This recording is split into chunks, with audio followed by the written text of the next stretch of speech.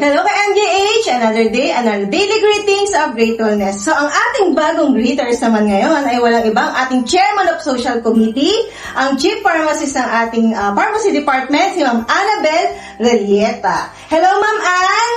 Hi! Ang sweet naman ng pag-hi. So may question, syempre, hindi ka makakaligtas, Chairman? Lumiligtas na nga ako. Pili ka na?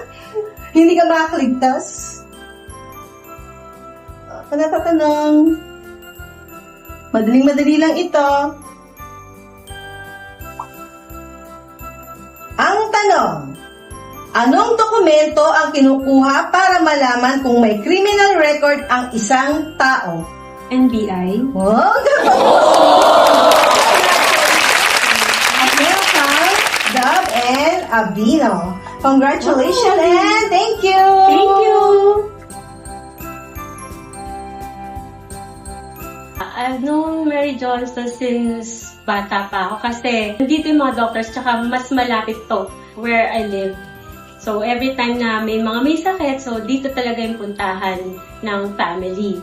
I started like around 2003 or 2004. Of course, anybody who's in the healthcare professional field na gustong pumunta sa ibang bansa, talagang pupunta sa isang hospital. Nag-apply ako dito sa Mary Johnson and then pinalad naman na maipasok dito. Around 2009, when I was planning to embark to other hospitals, two of the prestigious hospitals already called me up to train for them. But Dr. Velasquez, Dr. Mirna P. Velasquez, summoned me in her office. And then she offered me the position of being the chief pharmacist. And as you say, the rest is history. As chief pharmacist of Mary Johnston Hospital, my role is to assure the delivery of medicines for our patients, both in and outpatients. We have this committee that really scrutinize every medicines that we are giving our patients, that we are making sure that they are quality and effective and cost-efficient medicines. Also, one of the major roles is establishing rapport with our stakeholders, especially for the drug companies and the doctors alike. Mary Johnson has blessed me so much, of course, in terms of the knowledge that they gave me, especially during the pandemic. One of the greatest blessings that Mary Johnson has given me is the knowledge as a professional. And even personal side, marami akong nakilatis, natutunan sa mga personalidad and character of each individual na nakakasalamuhan namin dito sa hospital. In terms naman sa family, of course, whatever knowledge na binigay sa amin, bahagi din namin yung knowledge na yon sa family namin. Making sure din na yung health nila nasa maayos po at mabuting kalusugan. Most memorable part of being a part of Mary Johnston Hospital, of course, yung camaraderie.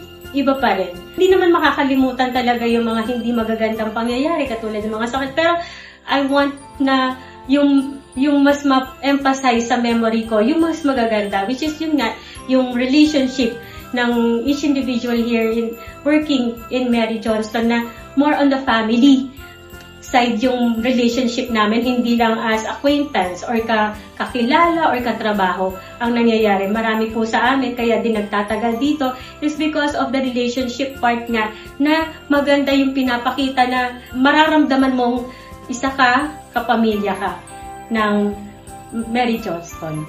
Looking back, yung pinagpapasalamat ko po talaga sa Mary Johnston Hospital din, hindi na lang din yung pansarili. Maraming dapat pagpasalamat bakit nagtagal ng ganito. Yung mga patients natin na talagang bumabalik dito, their faith and trust with our doctors na mapapagaling sila. Yung mga stakeholders po natin, mga suppliers na hindi bumitaw. Even during that time na medyo nahihirapan ng hospital, andito pa rin sila. Naging partner pa rin po ng Mary Johnston Hospital. Those employees na naging parte ng Mary Johnston, new employees, yung mga nag-resign na rin po, mga nagtagal, and those who have left us na. Iba pa rin po yung passion na binigay nila, yung pangangalaga na binigay nila, at pagiging as one with the family ng Mary Johnston Hospital. And that truly deserved an applause for everybody as part of 118 years of Mary Johnston Hospital. Happy 118th year anniversary, Mary Johnston Hospital. My prayer for each individual or family member of Mary Johnston is good health, of course, and the passion that we remain steadfast with our passion to care, to treat, and to support our patients and each individual here in Mary Johnston Hospital. I'm Annabel Radieta, Chief Pharmacist and the Chairman of Social Committee for the 118th Anniversary Celebration. At ito ang daily greetings of gratefulness ko.